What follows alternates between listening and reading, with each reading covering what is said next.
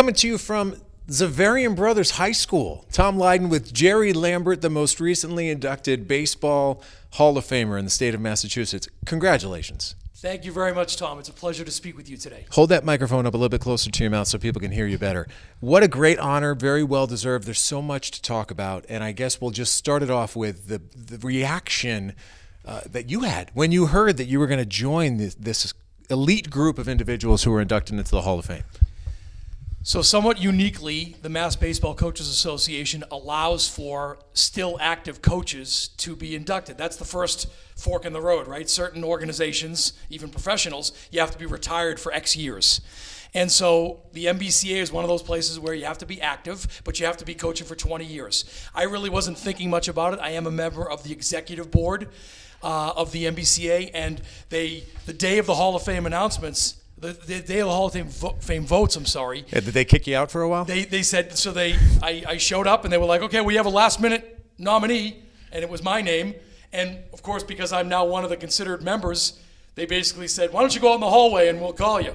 And so I went from thinking I was going to be voting for the 4 of the 7 or 8 nominees that we had to all of a sudden I'm the 9th nominee, and I'm out in the hallway twiddling my thumbs. Wow. Well, congratulations. And when you think about somebody who is associated with an organization or a school like you are, I mean, just look at the numbers, which, like a teacher, you wrote down on the whiteboard next to us, graduated from the school in 1988, and then you've been working here since 1994, a part of the baseball program since 1994. So 29 years, not 29 full seasons, but when you look back at that almost 3 decades of accomplishment, how would you best summarize what you've been able to accomplish?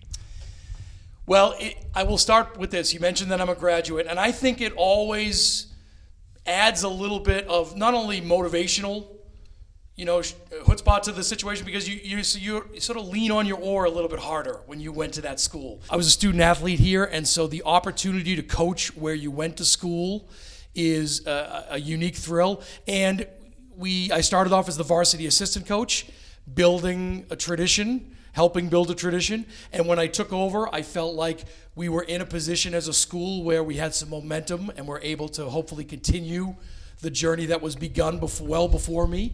And we were fortunate enough in the first few years to really assemble some talent. You don't always have the most talented team, of course. When you don't, you grind it out as best you can, and when you do, you hope the stars align, and you're able to make some noise, and that's what's happened a few times for me. I want to give you a couple of personal insights. First one is this. I had a little history with Xaverian when I was in high school, and here's why. Because I went to Fairfield Prep in Connecticut. Very similar school, all-boys school.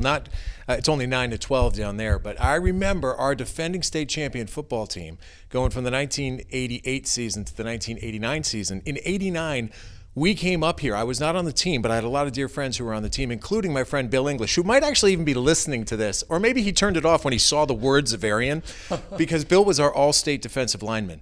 We came up to play big, bad Xaverian.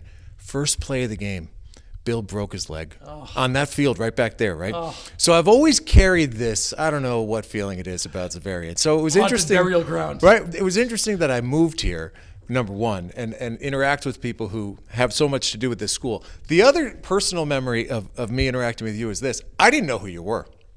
And I met you through your daughters, because your daughters and my daughters both play softball. And I remember it was one fall softball game, and some dude was coaching third, and I was like, that guy knows what he's doing.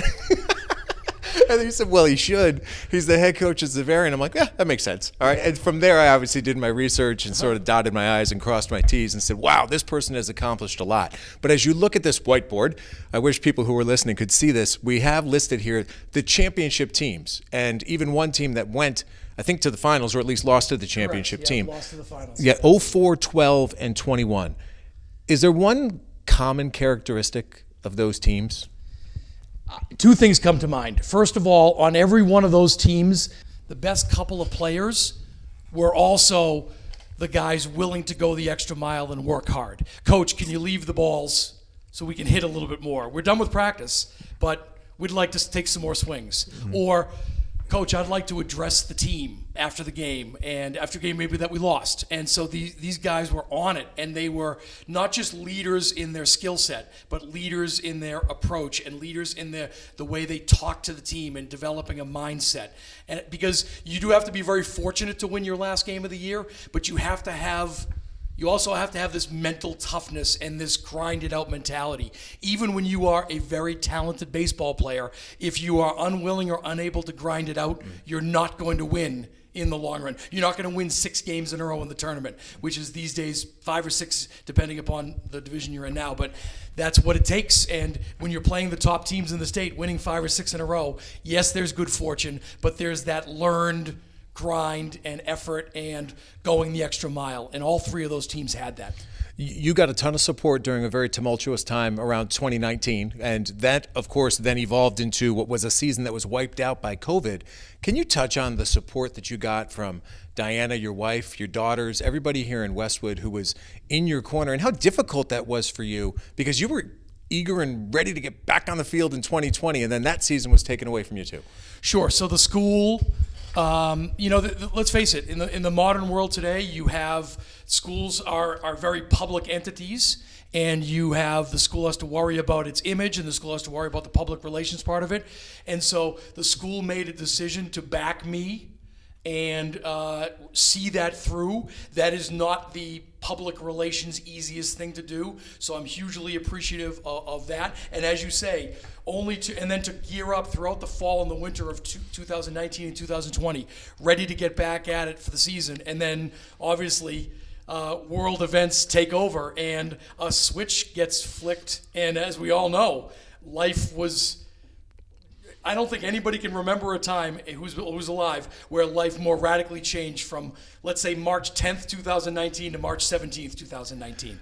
And that's right where the baseball season was supposed to start. I'm sorry, 2020. Right. That's right where the baseball season was supposed to start, and me, like everybody else on planet Earth, was put on the sidelines and to twiddle thumbs. What's great, though, is when you finally come back in 2021, I remember watching a Westwood softball game with you, and you started talking about your team. And first of all, you said this is the best team I've ever had. I guess we shouldn't tell that to the guys from 2012 or 2004. But you did say that. Yep. Secondarily, you said, school's been done for 6 weeks. Like, literally, I feel like I'm coaching like semi-pros, because all they do is they go to their jobs and they come here and play baseball. But that's how it was, because the playoffs, if you went to the championship game that year, I don't think you won until like July 2nd. The 5th. Yeah, July the 5th. Think about, it's crazy. You'll never experience that Correct. again. But how about that 2021 year and how good that team was, because that's the most recent one, and how much you probably appreciated that season even more, considering what you'd been through personally?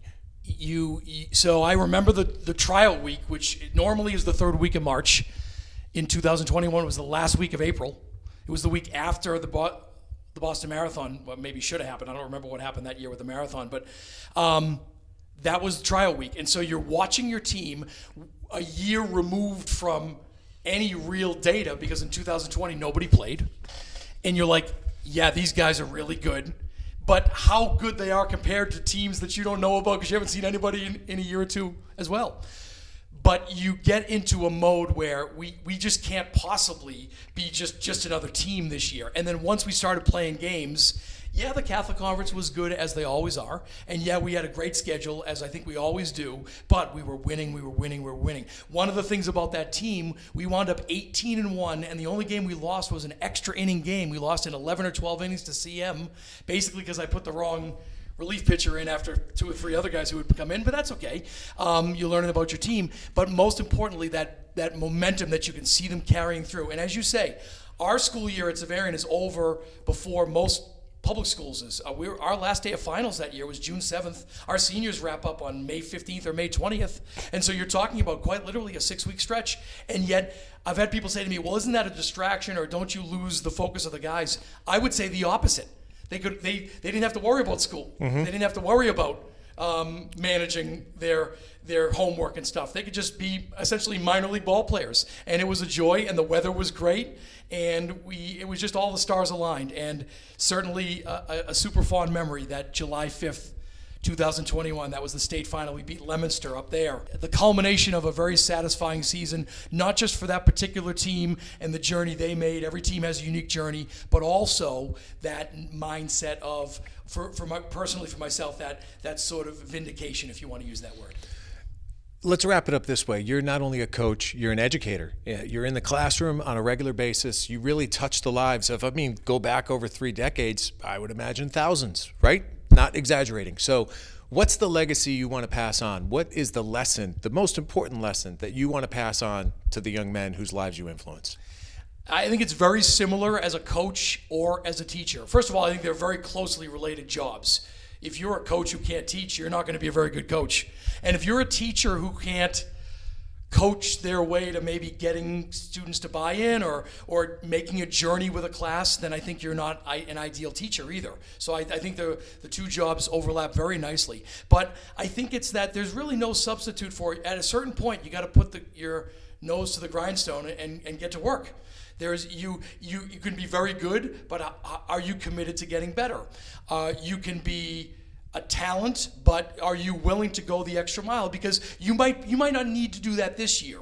But if you're a student in high school who 40% throttle gets you an A, the problem is eventually in college, 40% throttle won't get you an A. And are you ready to answer that call? Or I'm just the best athlete. A lot of future collegiate players are the best athlete on their high school team.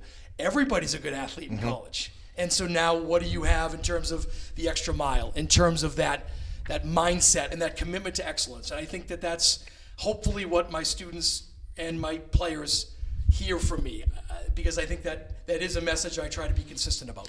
Well, hopefully there's still some more in the tank, and there are still more years of you in the dugout here leading the Hawks, and congratulations on everything you've achieved. This was fantastic to learn. I'm sure Saturday's induction ceremony was great, and thank you for sharing your story with our town and for sharing your talents with this community, because we all appreciate it. Tom, it's a pleasure to talk with you. As I said at the beginning, it's a real treat. I appreciate you considering my story worthwhile to share with other people, and I want to congratulate you for this, and I keep up all the great work. I know in our household it's a thing that we enjoy. That's great. All of you listening, that's Gerry Lambert. You can learn more. Go to westwood-living.com. Of course, if you've got good ideas of people I should talk to here on the podcast, call me, send me an email. I'm very easy to find, and that's what we're here to do. We're here to tell stories and celebrate achievements, and this was a big one this weekend. Gerry Lambert going into the Massachusetts Baseball Coaches Association. Thank you. Hall of Fame. Here he is, a Hall of Famer. You should see the trophy. You will see. I'll take a picture. I'll post it on my Instagram account.